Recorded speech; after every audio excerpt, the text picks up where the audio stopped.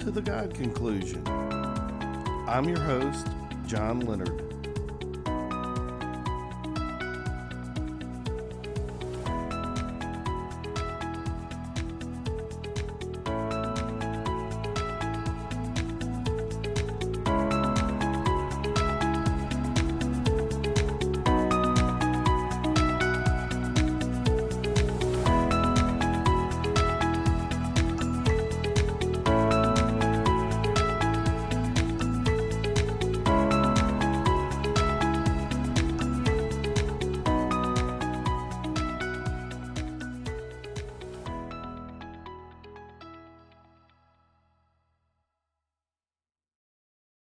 Welcome, listeners, to the God Conclusion.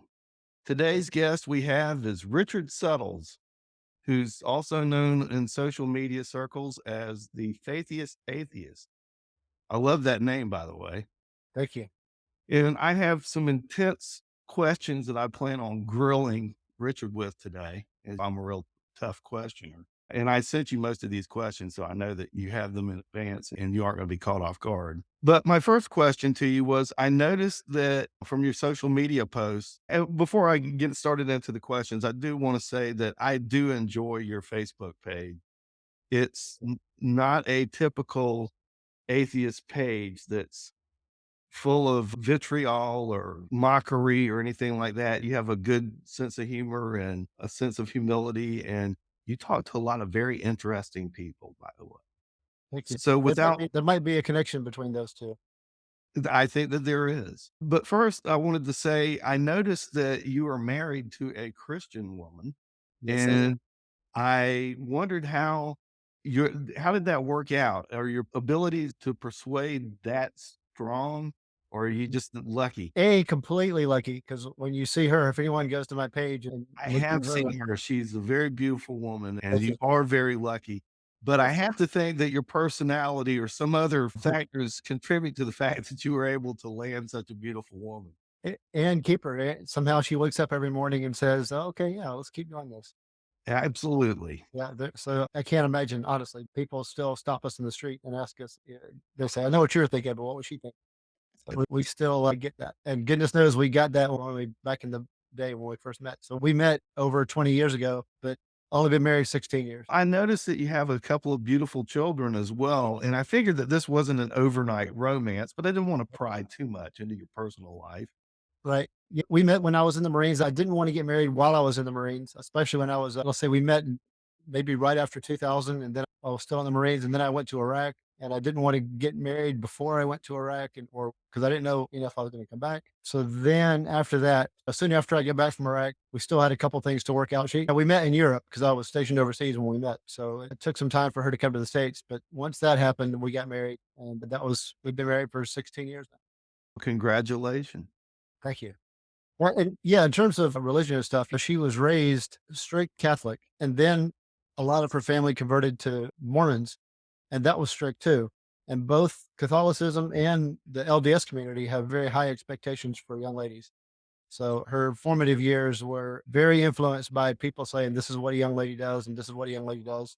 And so some of the guys that she was talking to, of course, everybody was interested. So when I met her, she was maybe 19 or 20. And of course, this was in the American embassy community in Vienna, Austria.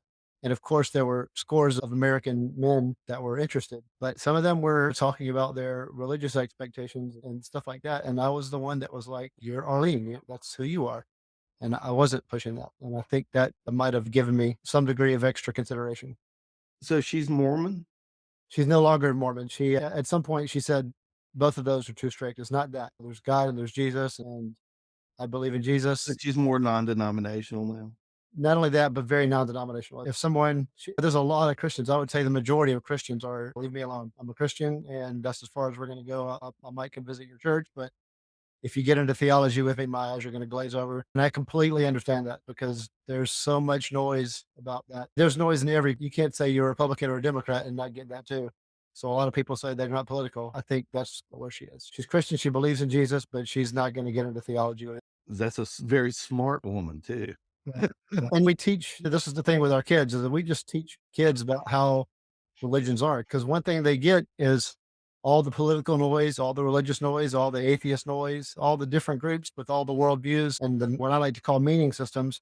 Everybody's throwing that at you all over the place. And so we just describe how that works. We're just like, hey, this is something that's part of the world. And we don't tell them you're bound to do this or we expect you to do this.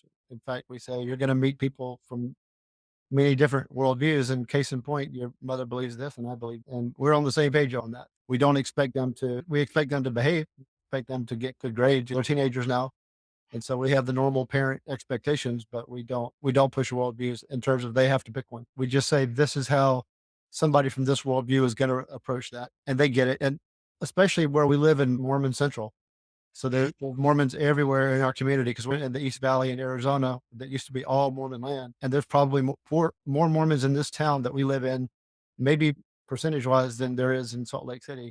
Wow. So we get them all the time coming in and they treat us like family. We treat them like family, especially in the summer heat when the kids come knocking on the door. And I know they're 19 or 20, but we still call them kids.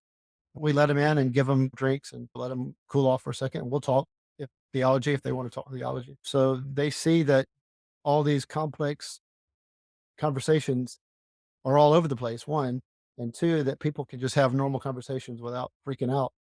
And we focus on that more than saying they have to pick one. Very good. Now, I'm having a little bit of a problem because I have multiple things that I want to ask you or say at once. Sure. You mentioned your military service, and I always like to say to anybody that served in the military, and this very sincerely, thank you so much for your service. Thank you. Thank you for saying that. It got out not quite 20 years ago, but 2005. So now it's just so far removed from me that I no longer see myself as doing that. Obviously, with the Marines, they say there's no ex-Marine. All you can say is you're a former Marine. It really is hard to still identify as a Marine. But I do respect people who say once you're in the Marines, you're always in the Marines. Absolutely. And you served, That's I right. mean, in time of war. But I wanted to ask you about your time in service, being an atheist in the Marines, but then I also wanted to ask, how long have you been an atheist? Has it been a lifelong thing, or were you a member of a church when you were a kid and then left the church, or what? You're in Georgia now, right? Yes, So I was raised in Macon, Georgia, and a small town, in between a small town and a big city. Bible Belt. Yes, and I was raised in a Southern Baptist church and great people, and they still treat me like family. The last time I took my family to that church, we all sat in the same room that I grew up in with the youth group, and me and my other members of the youth group. We're now in our 40s and 50s, and we had our kids, and some of them had grandkids. We sat in that same room and had Wednesday night dinner, and everybody treated me like family. So that church was great. They did have a completely different view about, and you might know this as well. I'm 52. So you might remember how it was back in the 1970s or 1980s. But back then, apologetics wasn't a thing. It was more like, at least in my community and surrounding communities and some of the people I've met anywhere in the Bible Belt, really, that back in the 70s and 80s, there was a lot more. Satan is tricking you with science and the dinosaur bones were planted to trick you and you need to be careful. And even on national TV, there were prosperity gospel preachers who were like, the science of man is deceiving you. And the conversation was right for the new atheist to step in and say, man, this sounds like garbage. And apologists today, when they look back on how people behaved, how a lot of people behaved back then, they'll admit, yep, this was garbage. This is not how you should be sharing the Bible. And the history of Christianity, that wasn't how it started. It did not start out. And once science emerged, it wasn't like people were saying, "Hey, Satan's trying to trick you." Although there was some of that. There were the scholarly Christians that people celebrate today were very critical thinking and weren't given to that kind of thought. So this was, I don't know if it was relatively new, but the fact that it was so dominant and the fact that so many people thought of Christianity that way, and especially in the 70s and the 80s in my town in Georgia, a lot of apologists grieve that. A lot of apologists say, man, it should not have been that way. And some people left the faith because of it. That probably had a lot to do with me leaving because they were good people. My church was really good people, but their answers to questions were, hey, you're not going to understand the stuff. If you try to figure it out with reason, you're going to confuse yourself. So just submit. You have your marching orders. You know what you need to know. And they would quote the thing, all is clear anyway. So you're without excuse. So they're like, so what's really going on? You don't really have these questions. What's really happening? So it wasn't them being mean. It's just the way they were raised too. Like my youth minister back then, I still know him. He's a pastor now. And while he's still kind of like that, he'll say, I was raised this way. I came up in the 50s where people told me to shut up and surrender. So told you guys to shut up and surrender because that's what I was taught. And he had been taught in the 50s of the end times. And so in the 80s, he was teaching us that the world was going to end in 1986 and Jerusalem wasn't going to last for 40 years and hey, only one generation could pass. And so he was warning us for the end of the earth as we were teenagers. All that kind of stuff led the way for new atheists to come in and say, guys, come on, this is ridiculous. And so I was one of the people that said, yeah, this does seem a little ridiculous. So yeah, so from my early 20s, I would say from my late teens to my early 20s, I began to think this probably isn't true, or at least the way that people describe Christianity. For instance, my youth pastor had given me a copy of a book that had just come out in 1987 when I was 17, and it was called Scaling the Secular City. The youth minister did not know what apologetics was. He was just trying to get me to shut up. So he heard that a smart guy had defended the Bible in the bookstore and he went and bought the book and not reading it, he handed it to me and then was devastated to hear after I read it that this guy was saying, yes, reason and think and look at the facts. And he was like, I don't know about that. Then suddenly he was like, I'm not sure this guy's a Christian, JP Moreland, but he's not so sure about this guy because it was completely different than how he had been raised and how he was teaching us. And that just led me to think, man, I think people just take what they're told to a degree and run with it and there's no real answer maybe. So I would say by my teenage years, I was beginning to doubt that there was any real. And then around my early 20s, I probably was happened. I probably faded over the years, but I remember around my early 20s, just probably telling people it. Probably not. And so now I'm 52, so maybe 30 years now that there's not a God and that people come up with their own religions and go with it as they see fit. I still think that to this day, but I'm a lot more.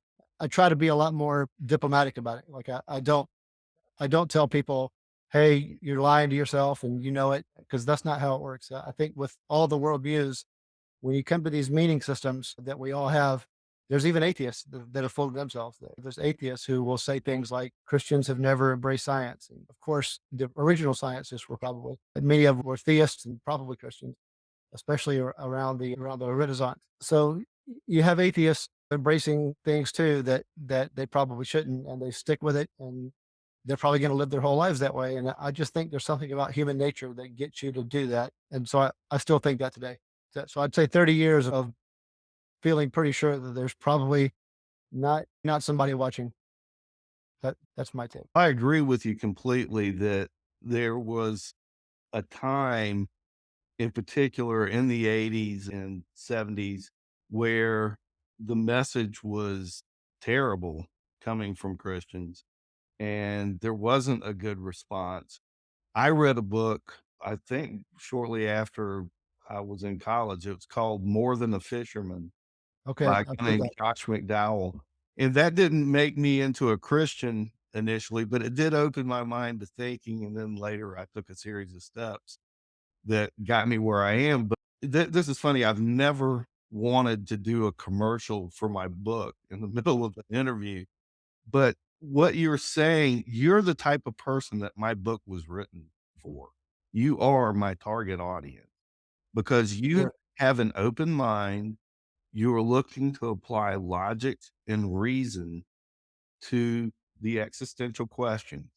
So at the end of our interview, I'm going to offer you an audiobook and hopefully we can talk about it and that sort Sure. of stuff. But I want to get back into the interview section because your grilling is not over, mister.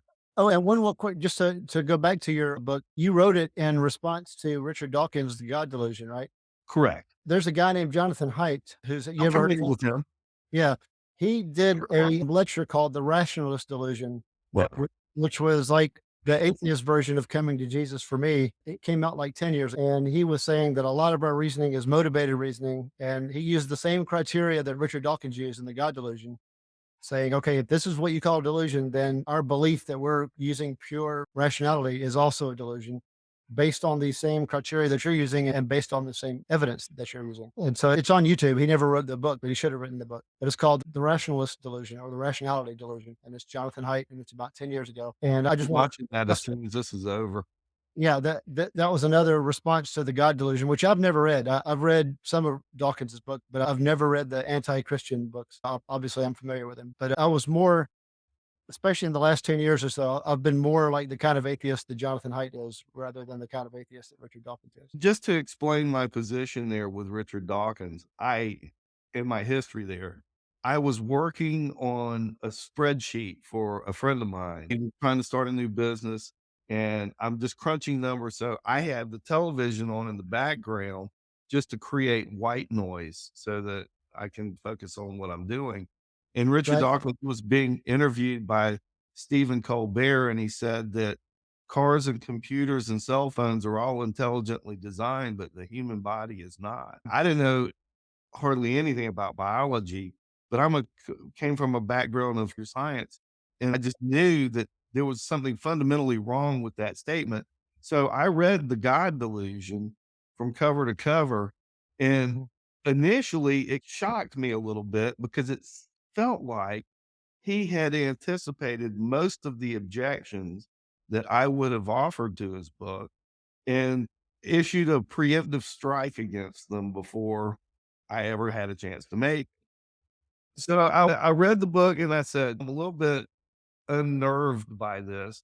But then I thought about it and I said, the problem with this book is it doesn't describe my life experience. There are things that have happened in my life that I talked with Jim Nettles about. I saw that podcast. They are not easily explained or dismissed. Right. And the whole thing after I read Dawkins and I started reading biology and everything else, I started reading psychology and I read Carl Jung. And Jung said that you can tell me that you've never had the experience that I've had. But what you can't tell me is that my experience was not a real experience Right. because you don't know. You weren't there, you didn't have the experience. And Right. with that confidence, I said, Richard Dawkins doesn't believe in ghosts, but Richard Dawkins has never been in Jim Nettles' house. I have. Right. And I have had experiences that I cannot rationally describe. And I try to pride myself on being a rational person. As a software developer for 20 years, you don't survive in that business very long if you don't have a rational mind. So my whole approach to writing the God conclusion was I went through the God delusion chapter by chapter and basically tried to take his arguments apart, paragraph by paragraph. And then at the end of that, I have 5 chapters. One of them is a summary chapter. So there's only 4 chapters that make the argument for God. And it's not an argument that's Bible based. It's logic and science based. And to me, it's a very difficult argument to counter. And I haven't found anybody that has really offered to me, in my mind, an effective counter argument, effective rebuttal to what I've offered. They just dismissed it, or they've said it's a really good argument, but, but then they never come with the but. What comes after the but? But what? And so I'm looking for the dialogue. That's one of the reasons I started this podcast was to have conversations with people like you who are serious minded, but aren't closed minded and are open to receiving and processing new information. So I'm kind of excited about our friendship going forward. Maybe that'll be part two. Will be after I read your book. Been to your homepage and I've seen some of the overview of your book, and I've seen a couple of your podcasts, at least your YouTube videos. So I'm familiar with some of it. But maybe after I fully read it or listen to the audio version, we can have a part two conversation. Where I'll tell you what I think after. Then we'd be having 3 conversations because we've already discussed having a morality discussion. That's right. I want to do all 3 of those Yes. at one point or another. Okay. But what is the goal for the Faithiest Atheist? Are you planning to write a book at some point or I hope to never write a book. I don't know that books are a thing anymore. I realize they are a thing, but I don't know that they're the future. So I hope that I don't ever have to write a book and that someone doesn't put me through the criteria of writing a genuine book that can be published. I hope that's not what happens. If it does, then I'll just like my master's degrees, I'll sit there and take it. But I hope that doesn't happen. Mostly I want to do engagements like this. So I'll go to church, go to apologetics conferences, I'll listen to people, and that's led to me having a reputation where people will say, how can an atheist hear all this laid out in front of them so simply and not immediately switch on the street? How does that happen? And then I can give them an answer that makes sense to them. And that kind of helps them because a lot of Christians are angry just as much as some atheists are angry. a lot of Christians are angry because they're like, the facts are in, it's all done. So now it's just a bunch of people who aren't listening and don't care anymore. And if they go walk into these conversations with that attitude, it's going to show and it's going to turn people off. Even if the facts, even if Christianity is true, I tell a lot of Christians, even if Christianity is true, we might become a planet where nobody believes it and it might fade into myth, even if it's true, because we're a weird species. And if you approach a conversation where your opponent is already not going to get there and can't get there, then you're going to lose them. And even if the facts support you. So we're terrible at delivery. So I joined the game for diplomatic reasons to say, hey, you can not believe or believe and just be a little bit more open-minded in your delivery. You don't have to be open-minded in terms of letting people who behave badly say, "Oh, it's okay. We all just do whatever feels good." You don't have to be like that.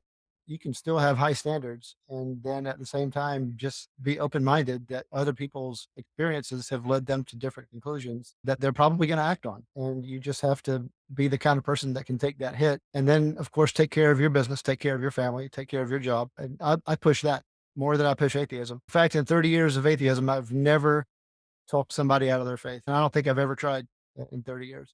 But I have watched a lot of Christians become a lot more calm and a lot more interactive. And I've watched a lot of atheists become a lot more calm and interactive. And I can't take credit for all those people, but I can say that was my goal when I met them, is just to not be so panicky and shrill and still believe what you believe, but just be better at your delivery. I've watched a lot of people do that. So I'd say that's my mission, whether I did that or whether it happened and I just was there. That's been my focus more than atheism. Well, I would say that your voice is very needed in the space, the environment where these debates are taking place, because more often than not, it's just a gladiator sport type duel where somebody's trying to land the fatal blow in Right. there, making the point. And it's about coming to conclusions. It's about reasoning through problems. And we all have the same questions at the end of the day, the existential questions. Right. What is the purpose of life? That's what we're trying to answer. I agree. I have noticed that you have rubbed elbows with some very famous atheists, Yeah. very famous apologists, Yes, I have. such as William Lane Craig and Mike Lacona. Yeah. And I have to confess to more than a twinge of jealousy. I haven't met any of those guys. So my question to you is, why did you bother coming on this podcast? Nothing changed really. I think the way that I interact caught people's attention. And then when I was at churches or apologetics conferences, I think the first apologetics conference where I was with famous apologists, I made a point to say, hey, I'm not here to get in your way or to bother you. I have to buy your book. So I'll buy your book and then I'll sit here and be quiet. And they were like, okay, since you're being that way, come hang out because you're not trying to, because they do get people who are not just Christians or atheists that are like, hey, now that I've met you, bring me on your show and write a book about me. By not doing that, just showing them that I've considered what they've had to say, and then I'm willing to walk away from it. In fact, I would say for any young guys who hasn't met a girl yet, same thing. If they can see that you've got something going on and you can walk away, they're probably more likely to invite you back. If any young guys are struggling with how to meet girls, it's the same as with celebrities. Show that you know what you're doing and that you can walk away and that be the end of it, and you're still going to be just fine. That's worth noticing. They're not used to people like that. They're more used to people hoping that they're gonna change their lives just based on having met them, and that kinda turns them off. I just didn't do that, and, when I did get an opportunity, I just didn't push it, and then pretty soon I became just known as the guy who wouldn't push it, and then pretty soon I got to the point where I'm, like, sitting on the back porch at a house in Texas and arguing with Eric Hernandez and Dan Wallace and Mike Lacona and Leighton Flowers and some of the best New Testament scholars, and they're all grilling me. And it's just the most fantastic thing. We're all having drinks, and we get to a point where we see where we all are, and we're like, let's have another thing. You're And we such just a really name dropper. well, no, it got to that point specifically because I didn't need that to happen. I would have in my very first famous apologist conference, I would have sat there quietly. In fact, I did. I went to one with Frank Turek. I love Frank Turek.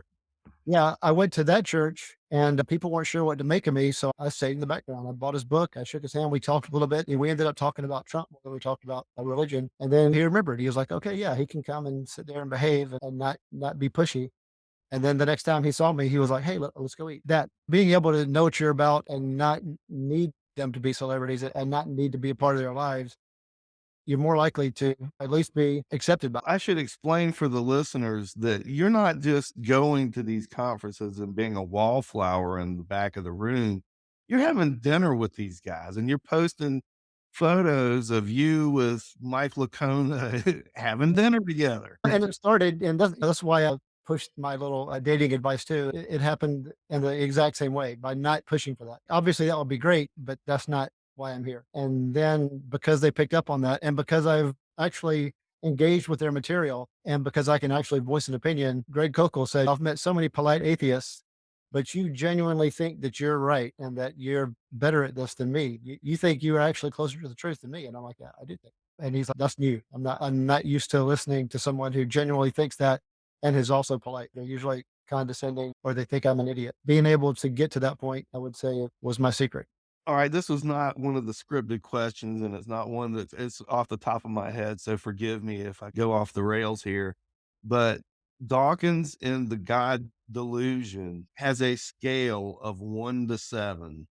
And one is you're a theist or a Christian, and there is no room for doubt in your mind. And 7, you're a hard atheist, and there's no room for doubt in your mind. Then there's that spectrum in the middle Yeah. where most people lie. He says that most Christians, or a good number of Christians, are strong ones, but he said that he's not really a 7, he's more like a 6.5. Okay. But you would describe yourself as toward the upper end of that spectrum where you're almost positive that there is no God. Is that a true statement? It's actually a blend of two spectrums. And actually, I wasn't aware that Richard Dawkins had that. I first became aware of the spectrum when Braxton Hunter did a special with Cameron Bertuzzi on spectrum, and he did 100 on each end, 100 over the air, or 0 to 100, maybe. Uh-huh.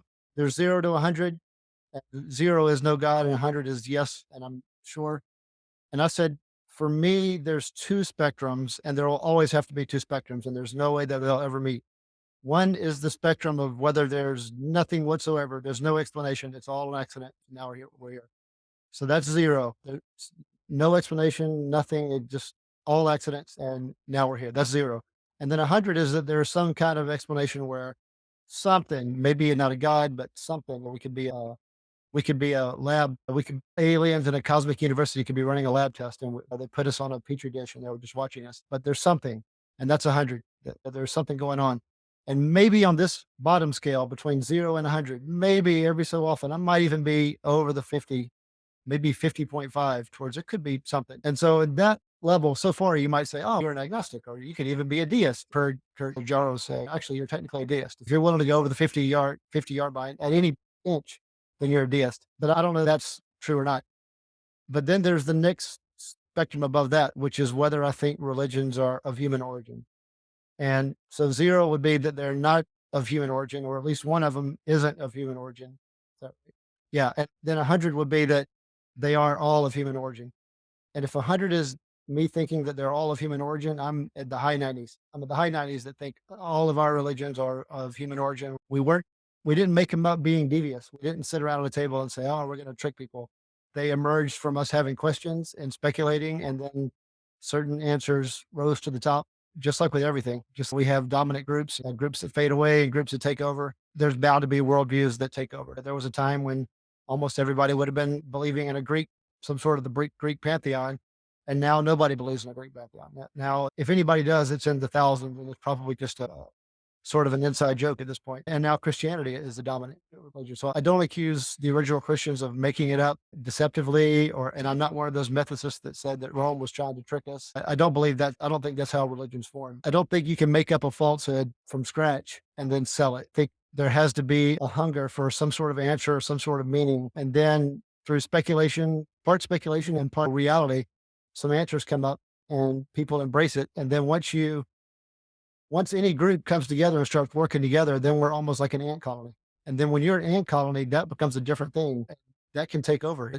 It's like an atheist historian, Tom Holland, not the Marvel Tom Holland, but the atheist historian Tom Holland says, we swim in Christian waters in Europe and the United States, where not the United States, but in Europe, where everybody would before say that the Greek pantheon was true.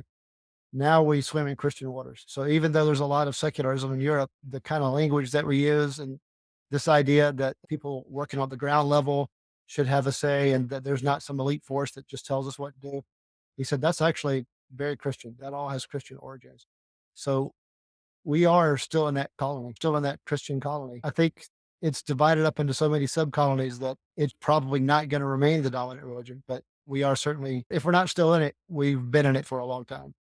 So I do think that religions are of human origin. Some of them are more successful. Christianity has certainly been very successful, but I think all religions are of human origin. So even though I might tip over the 50-yard line towards there being something, whether it's a God or aliens or whatever, something unexplainable, even though I might be able to do that, I do think all the religions are of human origin. So then when I tell that to atheists, because atheists are like, if you're not at zero with any kind of God, if you're not immediately willing to say there's no God and take a stand, then we don't want you. But then when I say that I think the religions are of human origin, then some of them say, okay, we'll let you in. Just sit in the back. Such snobs. And I don't think those spectrums can ever meet because here's something, here's a little thing I'll drop.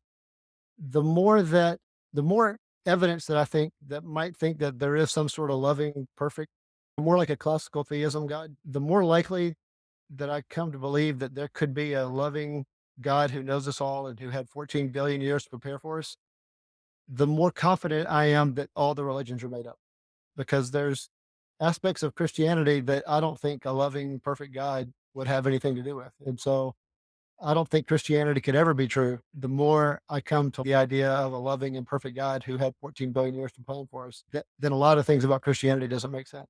And some people, some apologists have, like Tyler Vela, that has stopped being Christian, but still believes in classical theism for that very reason, because he did come to believe logically and scientifically in a perfect creator. But then because of that, there were some qualifications of Christianity that ruled it out as a legitimate religion. That might actually lead to a lot of people just believing in something, but rejecting Christianity. But that it might actually be the future religion. The future dominant religion might be something like, I believe in a higher power, and then just no details from there. I will respectfully disagree in a very I friendly don't know. manner about that because I That's am big in science yeah, and research. So I've read enough books on paleontology to know that, and the Bible says this as well, when God gets tired of the shenanigans of humanity, there's a mass extinction that takes place.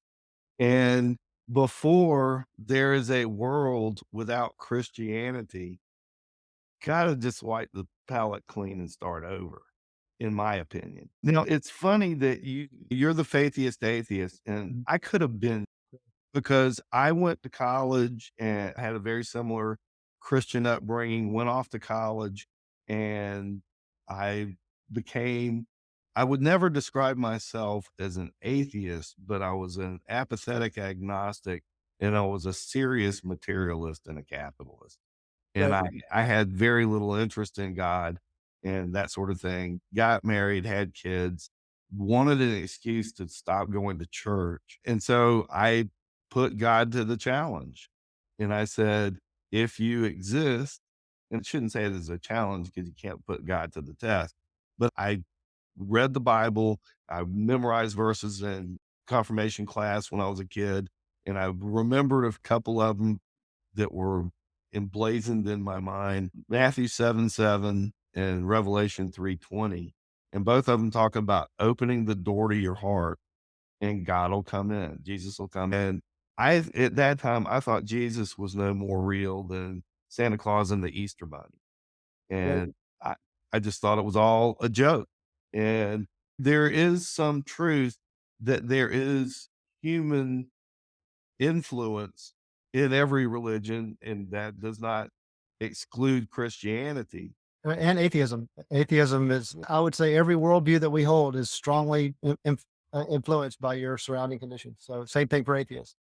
And we all have a confirmation bias that we approach our problems with and look at things from. I've tried to take an analytical approach because first, what that night that I quote unquote put God to the test. Now I like to tell a joke. I say, you need to be careful what you ask for because you just might get it. And when that happened, I woke up the next morning and I was absolutely convinced beyond any reasonable doubt in my mind that God had appeared in my bedroom the night before and proved his existence to me.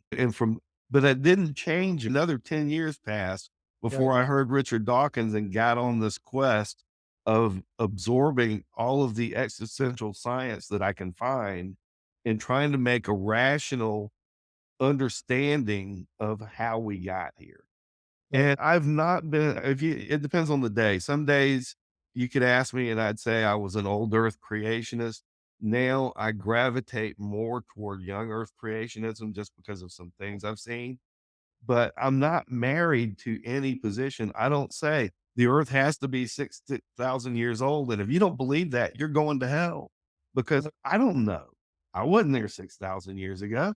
Right. I'm earth age agnostic in that sense. Right. So I know a lot of people who are where you are. To me, the whole bottom line is having a relationship with the God in the Bible, but you got to be able to crawl before you can walk.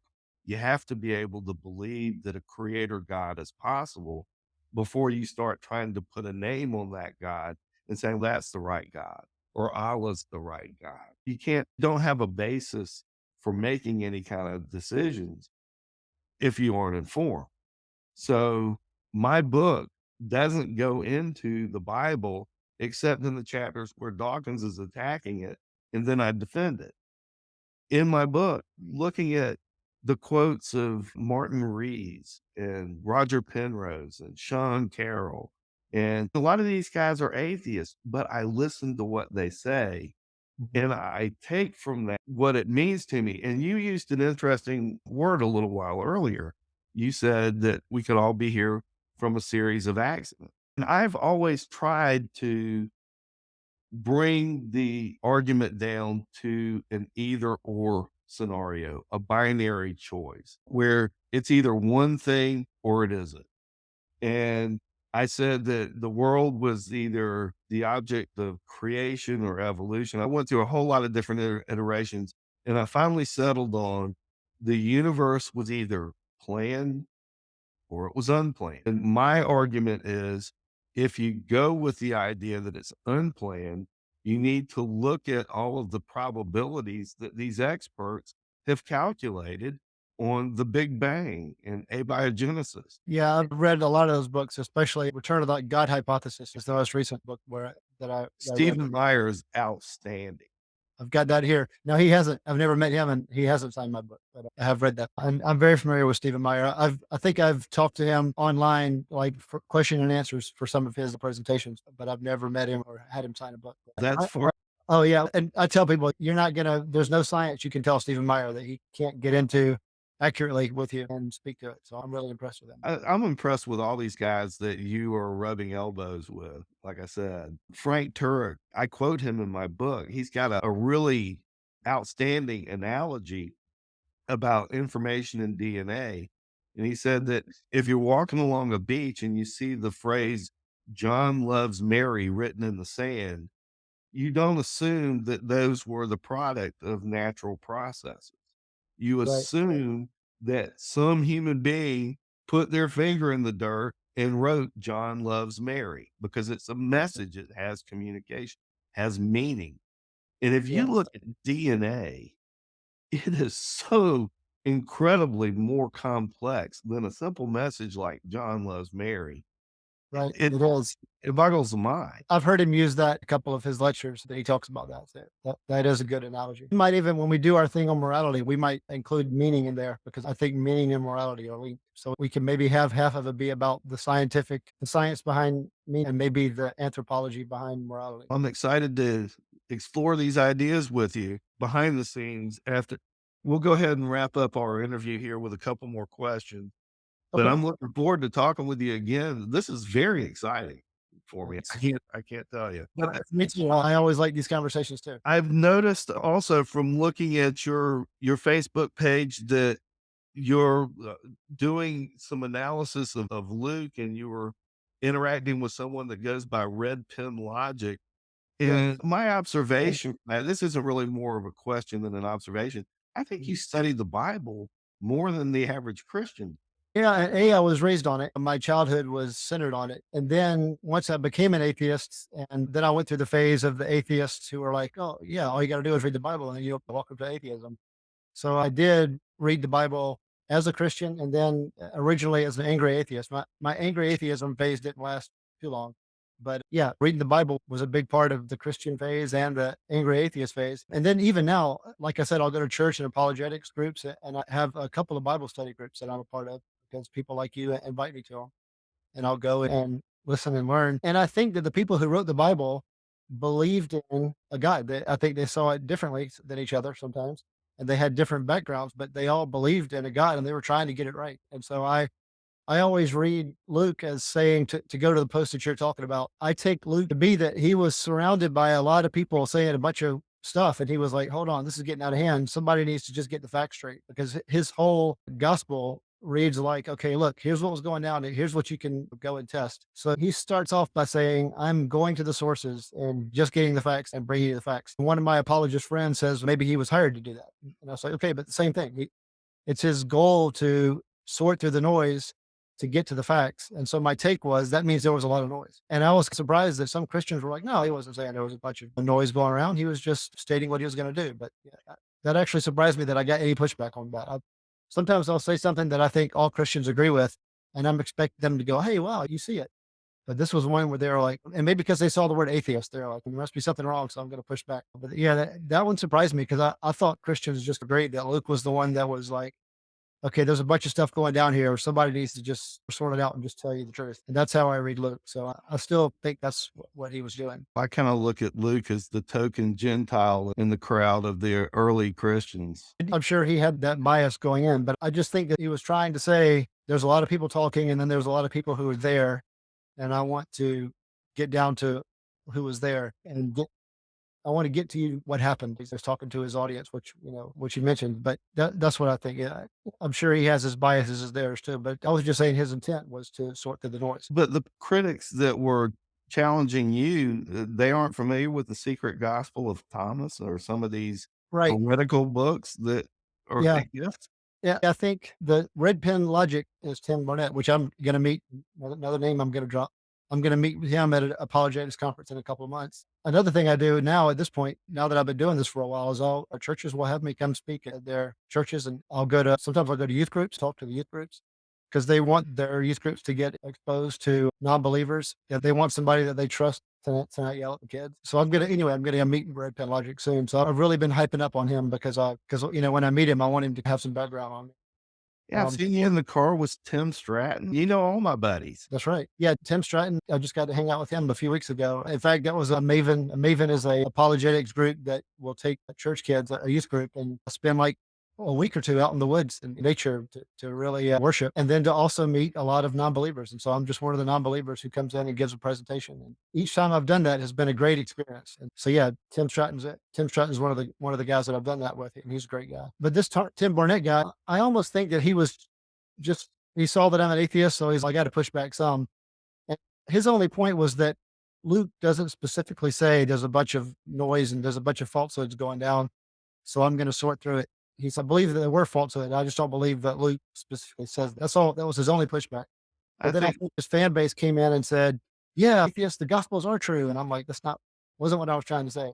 I'm talking about there was a bunch of falsehoods going around and Luke's trying to sort that out. I didn't even go after the gospels in that comment. But I think Christians see the word atheist sometimes and they're like, oh, so what about the gospels are false then?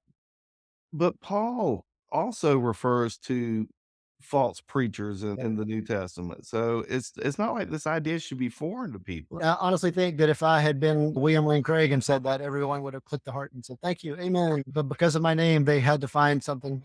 I didn't even get involved in those conversations. I just either clicked or ignored it. Today, I just didn't have time to get into it. But yeah, I'm especially picking on Red Pen Logic. And I'm going to get him again tomorrow.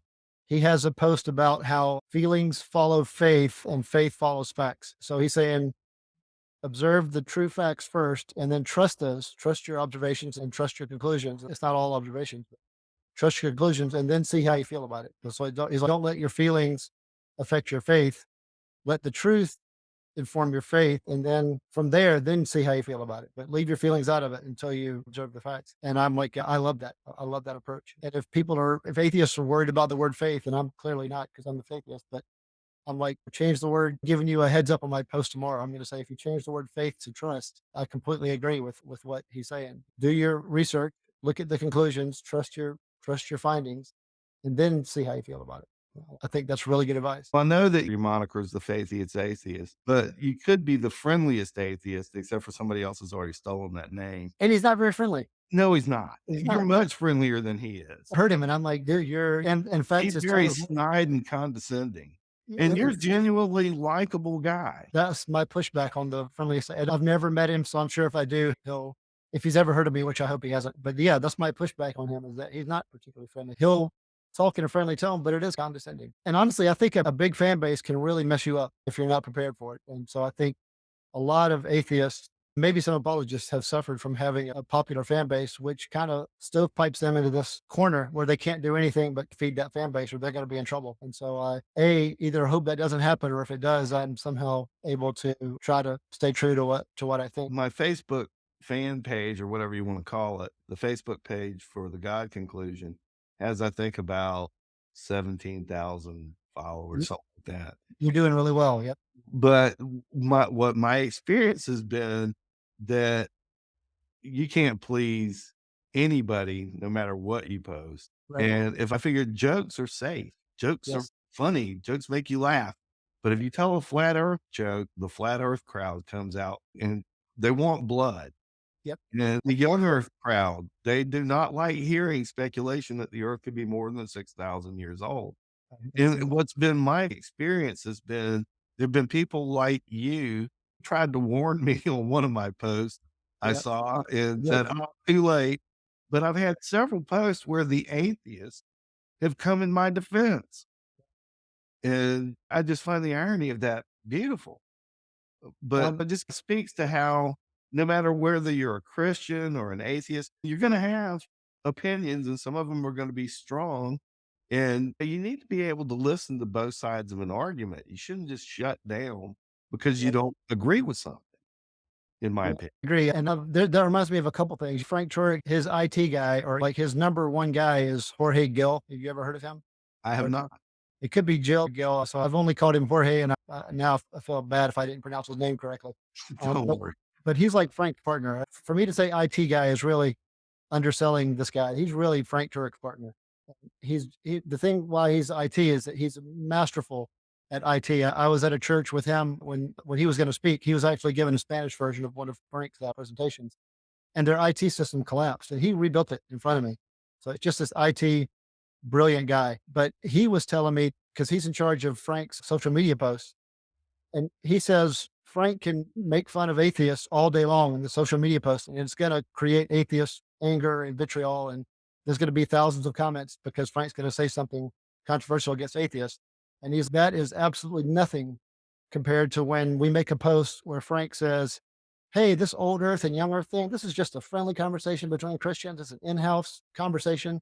No meaning whatsoever. We're all friends. We're all on the same page." He says when he posts that, it's 10 times the hatred.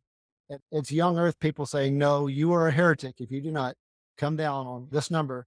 And then old earth people saying, "Please read this," and saying, "No, please read the Bible." And so it's like the vitriol for Frank trying to bring peace between old earth and young earth is so much higher than when Frank makes a monkey joke about evolution or something. So now we just don't do that because the anger is just too severe. So you're onto something. I think the young earth, a lot of the young earth is starting to feel like they're disappearing, whether they should or not. They feel that they are. And so that might be where some of the panic comes from. Well, I don't know whether to describe myself as an advocate of intelligent design or what. I think that intelligent design is probably the most accurate, but I believe in a supernatural creator God. To me, it's a semantic argument on the age of the earth. The one that kills me is the flat earth argument. And that's I, I, growing. That's I really do not understand that because they point to these Bible verses and they say, this is a literal interpretation. And I'm going, it's saying that the earth rests on the foundation, that it's built on a platform of something. And we know that's not true. And I tell them, I said, I've flown to Australia. I've seen the moonshots. Right. So denying reality, Yep. There's you don't even have to go into space. You can There are certain airline flights you can take, and you can watch the sun, and you can watch it as it if you're high up enough north, you can see the sunset and then come back up. And there's no explanation unless you're on a planet that's rotating. There's no other explanation for what you're seeing. Even then, you can send up a rocket with a little GoPro camera and get high up enough to see the curvature. And they'll say it's the fish lens, but I'm like, okay, put a camera that doesn't have a fish lens and put your name on a post-it on the rocket and send it up. That way, you know it's the same. You're still looking at the same, and look for yourself. But A, they believe it. B, it's growing. It's a growing trend, often associated with Christianity. But it's one of those things where I'm like, I think we can get so radicalized sometimes that you can get radicalized over something that's demonstrably not true, but it can grow anyway. If the bonding is there and the collective effort is there, it can grow anyway. And I think that's happening with flat Earth. it's very frustrating. And I don't mean to pick on anybody, but it's just, I like telling jokes. And some of my best jokes have been flat earth jokes. And when these people come out of the woodworks and come after me and say, no, you can't say that. You're not being a Christian. You're not adhering to the Bible, Right. whatever their criticisms are. I'm just flummoxed because to me, the Bible is only understood if you study it. And when you study the Bible, that means reading it chapter by chapter. You don't just start and pick up Genesis and flip to chapter 25 and Mhm. start reading there. You start at the beginning and you read through to the end, and then you have an understanding of what the book is about. To me, it's meant to be taken literally unless it's not. There are some things that are definitely the earth, the four corners of the earth is not shaped like a postage stamp. In my considered opinion, I think in experience, because like I said, I've flown to Australia. To me, the only explanation is that the earth is a globe. But then Yeah. you'll have people saying the earth is spinning. How's the water all staying on it? I'm just like, oh, this make my They just head don't hurt. get it. It's Yeah. growing. It's a growing thing. And I just caught myself being cruel to them. And here I am claiming to be a diplomat. I'm the one that instigated it. I'm the Right. one that tempted you into it. So I've kind of Satan in Right. this relationship. And I But gave into it, but I did catch myself. But it's something that I haven't immersed myself in yet. I see that it's growing, and it might be one of those things where a flat earther is going to have to invite me on and play me making my joke, and I'll have to be humble and apologize, and maybe I'll get to understand why they think the way they do. But for right now, for me, it's something that's obviously not true, and it's a growing trend, and it kind of feeds into my point that we're the kind of species that can bond over something that might not be true. But if enough people believe it and act on it, then it becomes a moving force on the planet, even if it's not based on truth. And I think that we're the kind of species that can do that. And so I try to point to flat earth sometimes as one of those things that we might see the consequences of people who literally believe that. And if enough people believe that, it can affect how they think and what they do. And that's going to be more important. If natural selection is true, it's going to be more important what people do rather than the reasons why they do it. I like that. And I've only got one question written down on my little envelope that I've my cheat sheet here. Okay. And it's an easy one. Okay. And it really is not a question, but you had posted on there what looked like a prom picture, and you said that you were rugged and manly, but I saw that you were wearing a flower and you had a pink bow tie. So how do Well, you reconcile those two statements? I'll have to look at exactly what I said, but my point was that I wasn't rugged or manly. I know what I said. I said like me, You were a jarhead, my friend. right? You definitely qualify as rugged and manly. And the thing is, so yeah, I joined the Marines after that was my prom picture. I'm Oh, so still the Marines turned you from a powder puff into a real right. man. What I was saying is that I was raised fairly conservative. I'm still fairly conservative now. So every so often you'll hear me say something like, "My God, back in our day, we were men. We're not like the little pansy boys out there today." I'll get caught up in that sometimes. And then I was looking at my old pictures and I'm like, were you though? Because look, you're saying you were a man back in the day. And now here's a picture of you where you've got bleached blonde hair. And people can go to the Faithiest on Facebook and see it. I've got bleached blonde hair. And I have blonde hair, but not that bleached blonde. And a pink bow tie and a little flower in my little socks. And I was a pretty boy. I was a pretty boy. That was me at 17. And believe it or not, looking at me now, but believe it or not, in 1987, I was a pretty boy. Oh, I believe it. I believe it. I have really enjoyed our conversation, Richard. It's Thanks. been Me too. I think morality and meaning would be a good part too. And then that gives me time to read your book. We can do that for. what I'm going to suggest is I'm going to send you a link to the audiobook so you Okay. can blow through it in 9 hours. But we can definitely do the morality conversation between now and then. Yeah. And if we throw a meaning in there, because I think they're linked. I think morality and meaning are linked. So we can do that for part two. And then by the time we finish with that, I should be wrapping up with your book. Sounds awesome. Thank you again, Richard. You have a great Thanks, day. thanks for having me. All right. Bye. Bye. Thank you for listening to The God Conclusion. If you like this episode, please consider subscribing to this channel. Join us again next week as we continue to seek truth. Quid est veritas.